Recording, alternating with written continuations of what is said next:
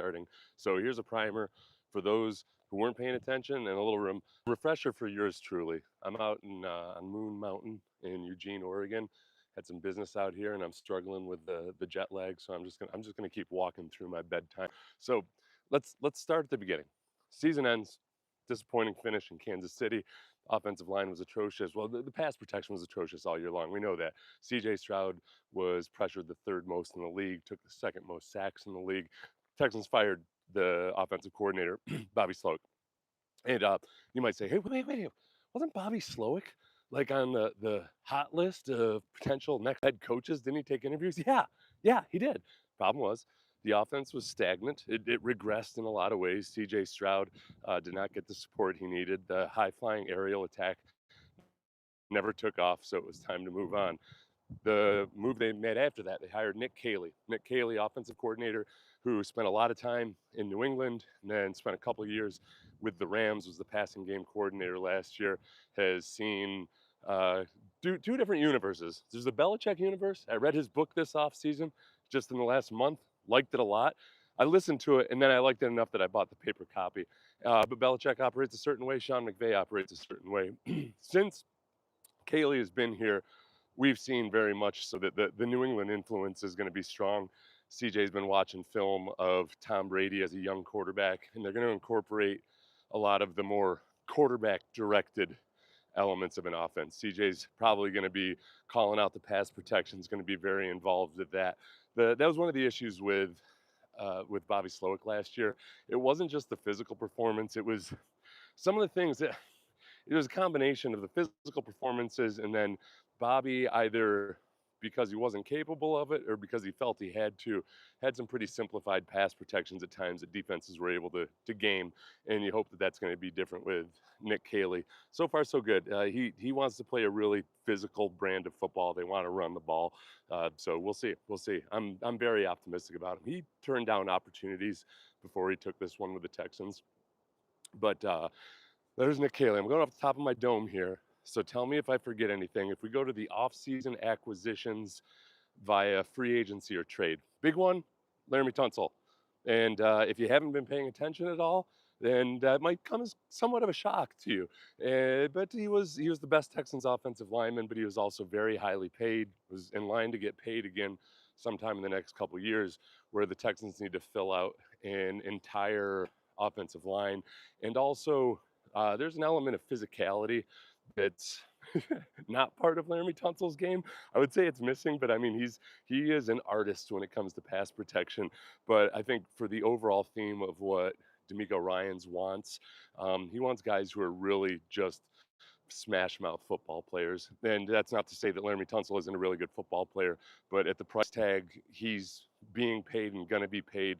And you have to pay CJ Stroud. You're going to pay Will Anderson in the next couple of years. They did pay Derek Stingley and Jalen Petrie this year. I'm going to slow it. Oh, I got shade right here.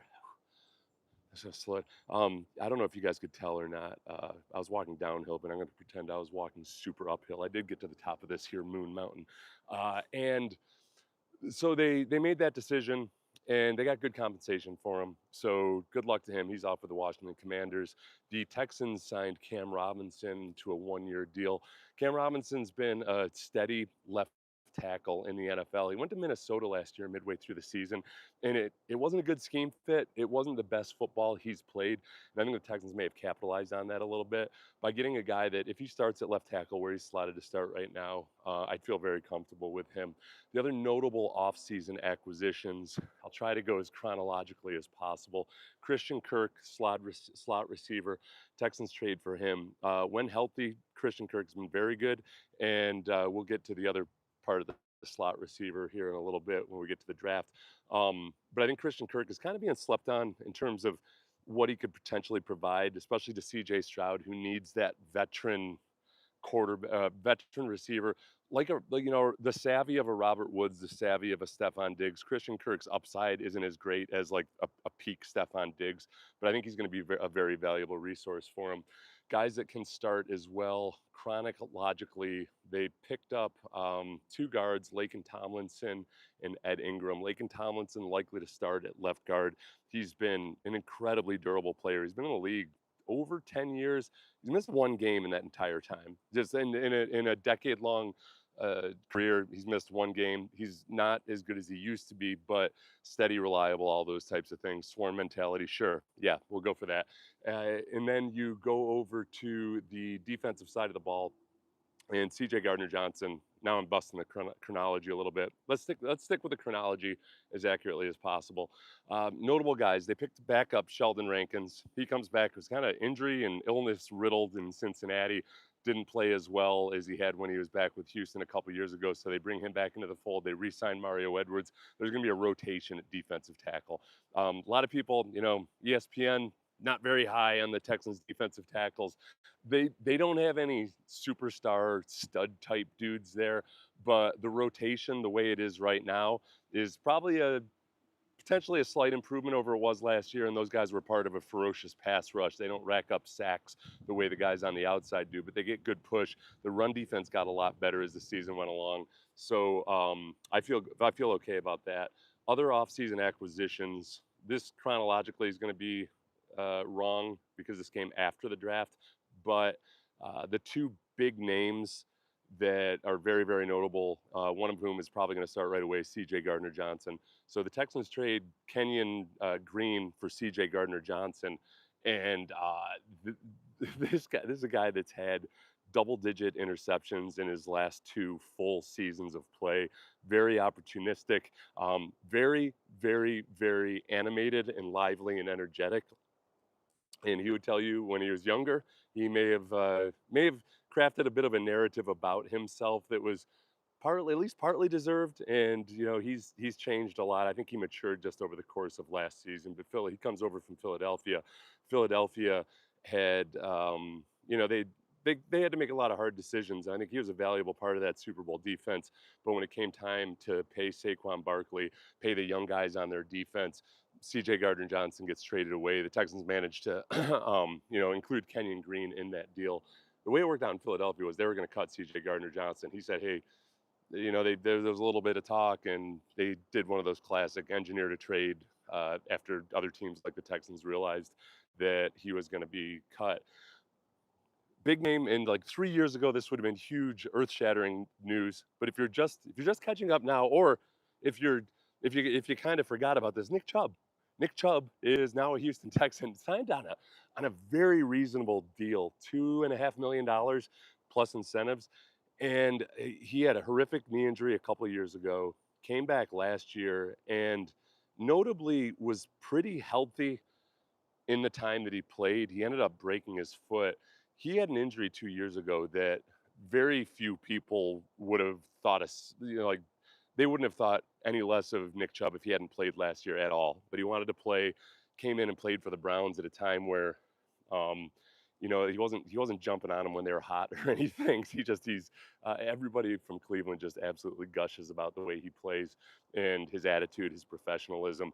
That's a huge X factor this year. We get to the draft. This is for people that may have just checked out completely on the Texans, or you just need a little bit of a refresher. The draft got really interesting. Texans yet again traded out of the first round, then tried to trade back up into the first round, but stood pat. End up with the second pick in the second round, drafting Jaden Higgins, wide receiver out of Iowa State. Remember that school. That's going to be a recurring theme here. And Higgins, in a lot of ways, is a lot like Nico Collins when it comes to height, weight, athletic profile. Not exactly the same guy, but has length, has very strong hands. CJ Stroud, or excuse me, D'Amico Ryans has been very, very complimentary of him so far during OTAs, and he's looked really good during OTAs. Training camp obviously starts tomorrow. Then with their second pick in the second round, they traded up to draft Ariante Ursary out of Minnesota, offensive tackle, huge 6'6", 320-pound dude, really deceptively athletic. In that he doesn't play with great knee bend, but he moves around really well and he uses his hands. I kind of stumbled onto some old clips that I hadn't seen before this off season that from the Senior Bowl. He's very intriguing. Got a very, very good upside. So he'll be in the mix, and he's going to be competing with Blake Fisher and Cam Robinson for potentially a starting role, either at right tackle or left tackle. Third round, they draft Jalen Noel, receiver out of Iowa State. So there's now three receivers from Iowa State. Nick Casario just absolutely loves these guys out of Iowa State. Very, very, very fast. Can be a returner. Early in his career, did not have great hands. And that's one thing that frustrated me post draft and really on in the couple months following the draft. People would look at his combined college stats and say, well, he doesn't have great hands. Through the 3 years of the bulk of his playing time, he actually improved dramatically. To by last year, he had actually a very good drop rate, and he has a few muff punts in college as well. But I think that's something he's really worked on. He is very, very, very fast, and I think you're going to see him on special teams. And the other big question will just be, with Christian Kirk, a veteran at slot receiver, and that's a position that takes a lot of savvy and veteran experience to get really good at. How much playing time will he see early? But also, if you go back to the Rams, Landry Locker had made this point after the draft. The Rams and the Patriots back in the day, not afraid to use two slot receivers at the same time, slot type guys. Just get the speed out on the field, line them up wherever and go. So Jalen Noel, very intriguing. Then Jalen Smith, yes, another Jayan out of USC, cornerback, probably a more under-discussed guy this because offense gets clicks, but Jalen Smith really has the potential to be more of the when you think about the nickel back position, that's Jalen Petrie's position. Jalen Petrie is a safety playing a cornerback's role at times, which is fine. That's fine. But there's certain drawbacks at times. Whereas Jalen Smith, I think, if he can work into that slot corner position, might get playing time situationally early on. And then it's just a matter of what he does with it. Then they go to, I'm getting lost here. Oh, Woody Marks. Woody Marks, receiving threat out of USC. And so, again, theme we've had two guys from Iowa State, two guys from USC. And Woody Marks, very, very, very productive at USC and had been at Mississippi State. So he's got a lot of experience with the air raid, which they're gonna use him as a receiver. So it's not gonna be a shock to him when the ball comes at him. And I think one of the big things that I hope for this year is that CJ starts looking at running backs not just as checkdowns or as a last resort, but nope, this is part of the offense. Hey, I know I can tell by this coverage that all these guys are covered downfield, and I'm just going to get to the back because I trust him and I know he can do something with it. The guy we're trying to use a broken down version of Rex Burkhead a few years ago to do that. And Davis Mills, to his credit, I went back and watched some film. Davis was pretty good at getting it off to Rex Burkhead. It's just the problem was Rex Burkhead was on his last dying gasps, and not playing in a New England caliber offense at that point in his career. So hopefully he'll thrive in this offense. If we go on, we could do the other draft picks, but I don't want to go too long. I don't want you guys to see how hard I breathe when I'm walking here on Moon Mountain and trying to talk at the same time. This, by the way, is one of the hardest things about playing quarterback that people wouldn't appreciate. I wasn't a quarterback, obviously, but getting the calls out. Middle linebackers will tell you this. I can tell you this as a former middle school middle linebacker. As a defensive tackle in the NFL, I would just sit and listen. But linebackers making the call in the huddle, those guys are running around all over the place, and then they have to make a call. Tell me if you see anybody coming behind me. But if we if we go to post draft, after that, the I already went over Nick Chubb and Jimmy Ward. Okay, so if you're just catching up on the Texans right now, Jimmy Ward's in a bit of a pickle right now. Had an altercation allegedly with his wife. He was the aggressor. He was arrested. Haven't really been any updates in the last few weeks, unless I missed one these last couple days. I'm trying to clear my brain before training camp. But with the combination of C.J. Gardner-Johnson being added to the team, and with just how promising Kalen Bullock was last year, and I'm really excited about Kalen Bullock. I think some of the defensive backs and then the anonymous scouts and other people that have commented on him in this offseason, it's been really cool. I think a lot of people, the people that were paying attention, really took note of his ranginess. Let's see. Rishi, okay, what do you do? I am new here. I am a sports radio host in Houston. I have a family member that I needed to come out here to take care of in Eugene. So today I'm in Eugene. I'm going to have to, for the first time in 12 years, I'm going to miss the first few days of training camp, but hopefully I'll be back down there, and then I'm going to try to go to West Virginia when they're in West Virginia as well. Sean Pendergast will be there, and then I mess around on this YouTube channel. So that's what they say you should be doing, and I enjoy YouTube because I like the interaction. And people tend to be a little bit less douchey if somebody's following me. Yeah, don't scare me. Let's see. Getting off. I don't know who Peter Zelhan is, but now I'll look it up. I think allowing CJ to adjust on the field is good. Yes. Seth, wilderness stream. At what point does he start drinking his own pee? Whew.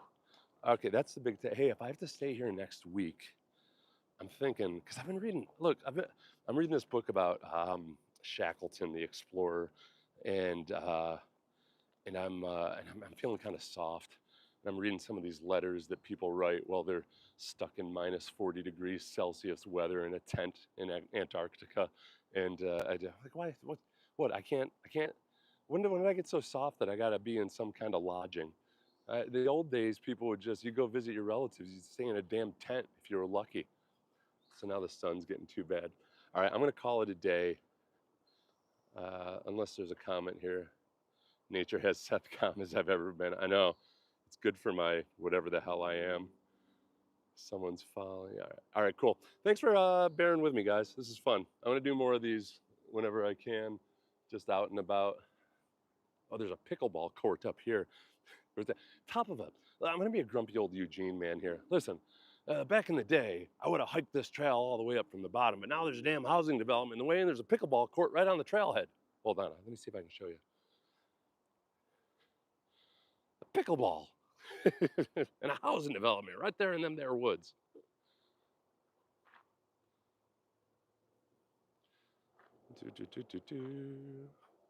Hey, Seth, how do I get off?